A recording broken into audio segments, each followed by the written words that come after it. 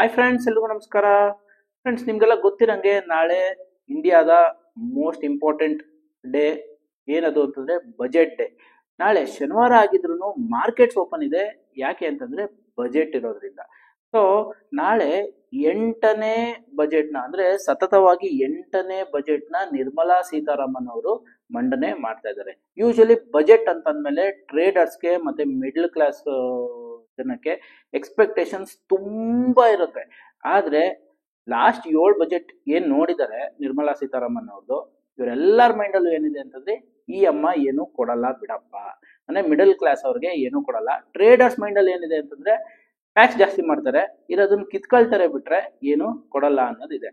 So ಹಾಗಾಗಿ ಈ ಬಜೆಟ್ಗೆ ಬರ್ತಾ ಇರೋಂಥ ಟ್ರೇಡರ್ಸ್ ಅಥವಾ ಈ ಬಜೆಟ್ಗೂ ಮೊದಲು ಟ್ರೇಡರ್ಸ್ ಮೈಂಡಲ್ಲಿ ಮತ್ತೆ ಮಿಡಲ್ ಕ್ಲಾಸ್ ಮೈಂಡಲ್ಲಿ ಝೀರೋ ಎಕ್ಸ್ಪೆಕ್ಟೇಷನ್.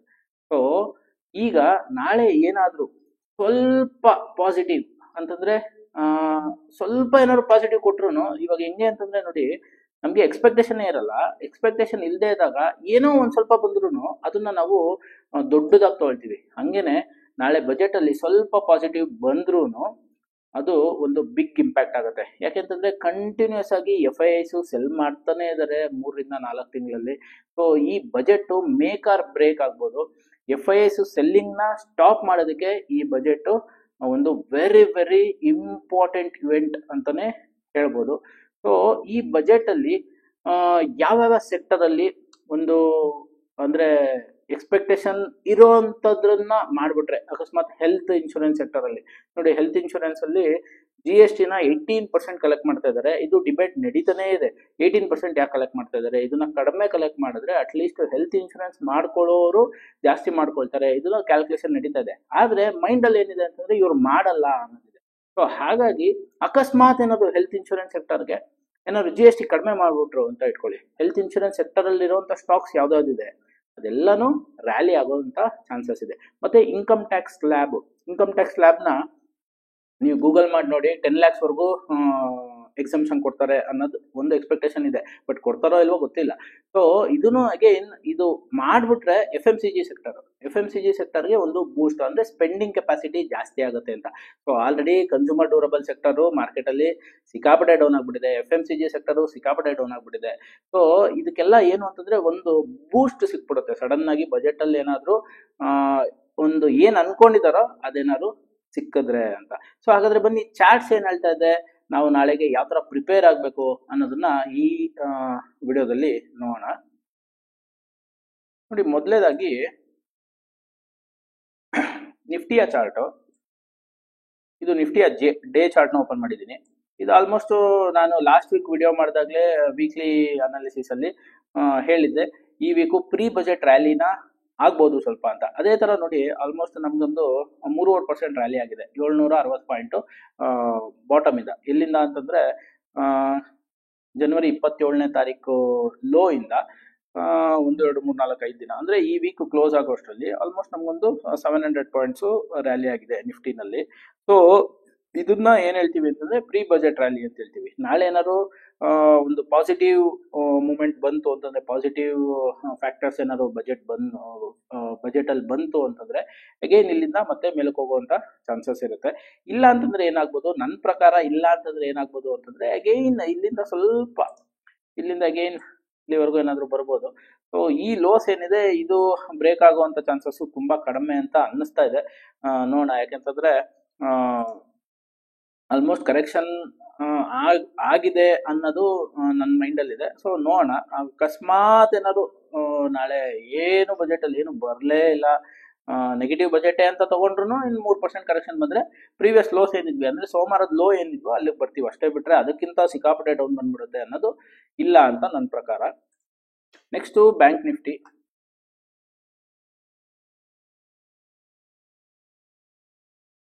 ಬ್ಯಾಂಕ್ ನಿಫ್ಟಿನೂ ಆಲ್ಮೋಸ್ಟ್ ನೋಡಿ, ಈ ಲೋಸ್ ಇಂದ ಒಂದು 3% 3.8% ಮೇಲಕ್ಕೆ ಹೋಗಿದೆ. ಸೊ 1800 ಪಾಯಿಂಟ್ ಲೋಸ್ ಇಂದ ರಿಕವರಿ ಆಗಿದೆ. ಅಗೇನ್ ಇದನ್ನು ನೋಡ್ತಾ ಇದ್ರೆ ನಮಗೆ ಒಂದು ಬಜೆಟ್ ಚೆನ್ನಾಗಿ ಬಂತು ಅಂತಂದ್ರೆ, ಅಂದ್ರೆ ಮಾರ್ಕೆಟ್ಗೆ ಒಂದು ಪಾಸಿಟಿವ್ ಬಂತು ಅಂತಂದ್ರೆ ಇಲ್ಲಿಂದ ಮೇಲಕ್ಕೆ ಹೋಗುವಂತ ಚಾನ್ಸಸ್ ಇದೆ. ಸೊ ಇದರಲ್ಲಿ ನಾವು ವೀಕ್ಲಿ ಚಾರ್ಟ್ ನೋಡಿದ್ರೆ ಅಗೈನ್ ಬ್ಯಾಂಕ್ ನಿಫ್ಟಿ 14 ನಲ್ಲಿ ಸಪೋರ್ಟ್ ತಗೊಂಡಿದೆ.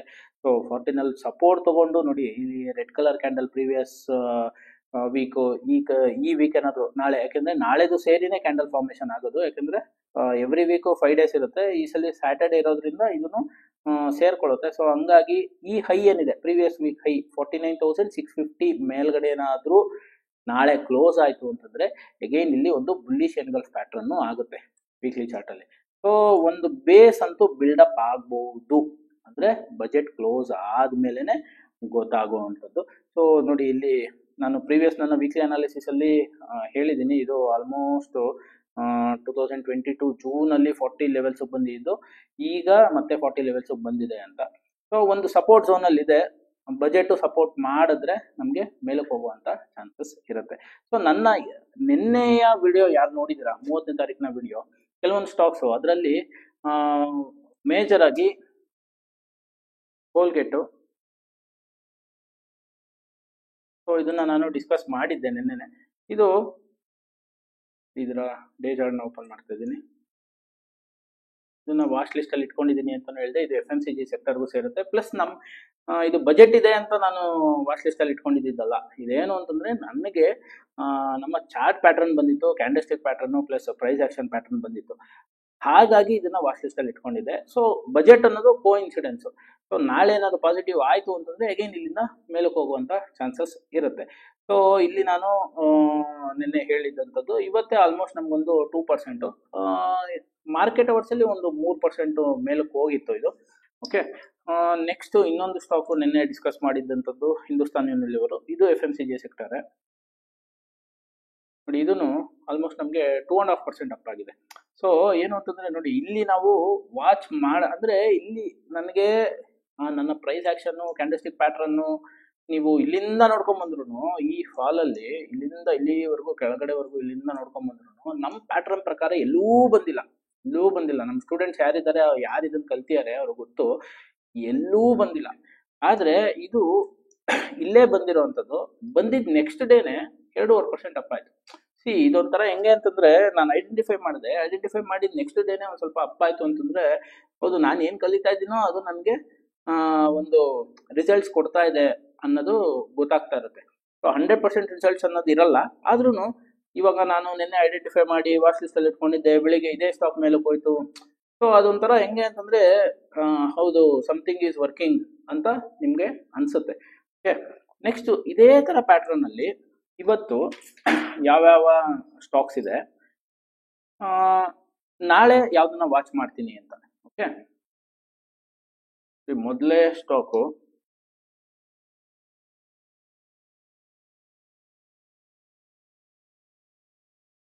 ಭಾರತ್ ಫೋರ್ಜ್, ರೆಡ್ ಮತ್ತೆ green colour candle, plus again ನಮ್ಮ ಏನು ಪ್ರೈಸ್ ಆಕ್ಷನ್ ಪ್ಯಾಟರ್ನ್ ಇದೆ. ಸೊ ಇದನ್ನ ನಾನು ನಾಳೆ ವಾಚ್ ಮಾಡ್ತೀನಿ. ಆದ್ರೆ ಒಂದು ಡಿಫ್ರೆನ್ಸ್ ಏನು ಅಂತಂದ್ರೆ, ನಾಳೆ ಬೆಳಿಗ್ಗೆನೆ ವಾಚ್ ಮಾಡ್ಕೊಂಡು ಕುತ್ಕೊಳ್ಳಲ್ಲ, ಬಜೆಟ್ ಸ್ಟಾರ್ಟ್ ಆಗೋದು 11 ಗಂಟೆಗೆ.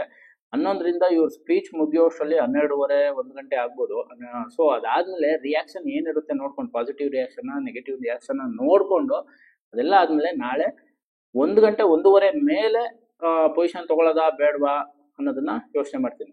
ಸೊ ಎಲ್ಲ ಯಾಕೆಂತಂದ್ರೆ ನಾಳೆ ಇಂಪಾರ್ಟೆಂಟ್, ಬೆಳಿಗ್ಗೆ 9:15ಗೆ ಪೊಸಿಷನ್ ಅಂದ್ರೆ 9:30 9:45ಗೆ ಪೊಸಿಷನ್ ತಗೊಂಡು ಅದಾದ್ಮೇಲೆ ಏನಾದ್ರು ಬಜೆಟ್ ನೆಗೆಟಿವ್ ಆಯ್ತು ಅಂತಂದ್ರೆ ಡೌನ್ ಬಂದ್ಬಿಡುತ್ತೆ.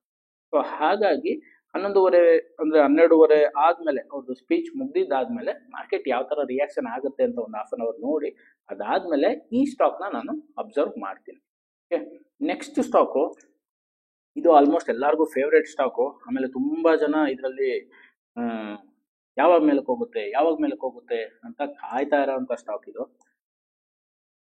ಇದರಲ್ಲೂ ಒಂದು ಪ್ಯಾಟರ್ನ್ ಬಂದಿದೆ, ರೆಡ್ ಕಲರ್ ಕ್ಯಾಂಡಲ್ ಹೈ ಮೇಲ್ಗಡೆ ಗ್ರೀನ್ ಕಲರ್ ಕ್ಯಾಂಡಲ್ ನಿನ್ನೆ ಕ್ಲೋಸ್ ಆಗಿತ್ತು. ಆದ್ರೆ ನಮ್ದೊಂದು ಇನ್ನೊಂದು ಪ್ಯಾಟರ್ನ್ ಇದೆ, ಅದು ನಿನ್ನೆ ಫಾರ್ಮ್ ಆಗಿರ್ಲಿಲ್ಲ. ಸೊ ಇವತ್ತು ಅದು ಫಾರ್ಮ್ ಆಗಿದೆ. ಸೊ ಹಾಗಾಗಿ ಇವತ್ತು ನಾನು ಇದನ್ನ ಏನ್ ಹೇಳ್ತೀನಿ, ವಾಚ್ ಲಿಸ್ಟ್ ಅಲ್ಲಿ ಇಟ್ಕೊಂಡಿದ್ದೀನಿ. ನಾಳೆ ಇದ್ರ ರಿಯಾಕ್ಷನ್ ನೋಡ್ಕೊಂಡು, ಬಜೆಟ್ ರಿಯಾಕ್ಷನ್ ನೋಡ್ಕೊಂಡು ಇದನ್ನ ವಾಚ್ ಮಾಡ್ತೀನಿ. ಸೊ ಅಗೈನ್ ನಾನು ನಿಮ್ಗೆ ಹೇಳೋದಕ್ಕೆ ಇಷ್ಟಪಡ್ತೀನಿ, ಇದು ಬೈಯಿಂಗ್ ರೆಕಮೆಂಡೇಶನ್ ಅಲ್ಲ, ದಯವಿಟ್ಟು ಇದನ್ನ ಬೈಯಿಂಗ್ ಅಂತ ಕನ್ಸಿಡರ್ ಮಾಡಬೇಡಿ. ಯಾಕೆ ಅಂತಂದ್ರೆ ನಾನು ಇಲ್ಲಿ ಟಿಪ್ಸ್ ಕೊಡ್ತಾ ಇಲ್ಲ, ಒಂದು ಒಂದು ಚಾರ್ಟ್ ಪ್ಯಾಟರ್ನ್ ನೀವು ಯಾವ ತರ ಕಲಿಬಹುದು, ಕಲ್ತ್ರೆ ಏನ್ ಅಡ್ವಾಂಟೇಜ್ ನೋಡಿ. ಇಲ್ಲಿಂದ ಡೌನ್ ಬಂದಿರೋ ಟೈಮಲ್ಲಿ ಇಲ್ಲೂ ನಾವು ಈ ಸ್ಟಾಕ್ ನಮ್ಮ ಪ್ಯಾರಾಮೀಟರ್ಸ್ಗೆ ಬಂದಿಲ್ಲ. ಸೊ ಹಾಗಾಗಿ ಇದನ್ನು ವಾಚ್ ಮಾಡಿರಲ್ಲ. ಈಗ ಬಂದಿದೆ, ಇದಾದ್ಮೇಲೆ ಅಬ್ಸರ್ವ್ ಮಾಡಿದಾದ್ಮೇಲೆ ಹೆಂಗೆ ಇದು ಮೇಲಕ್ಕೆ ಹೋಗುತ್ತಾ ಕೆಳಕ್ಕೆ ಹೋಗುತ್ತಾ ಅಬ್ಸರ್ವ್ ಮಾಡಿ ಆಮೇಲೆ ನೀವು ಡಿಸೈಡ್ ಮಾಡಿ. ಓಕೆ, ನೆಕ್ಸ್ಟ್ ಇನ್ನೊಂದು ಸ್ಟಾಕು ಟಾಟಾ ಗ್ಯಾಲಕ್ಸಿ.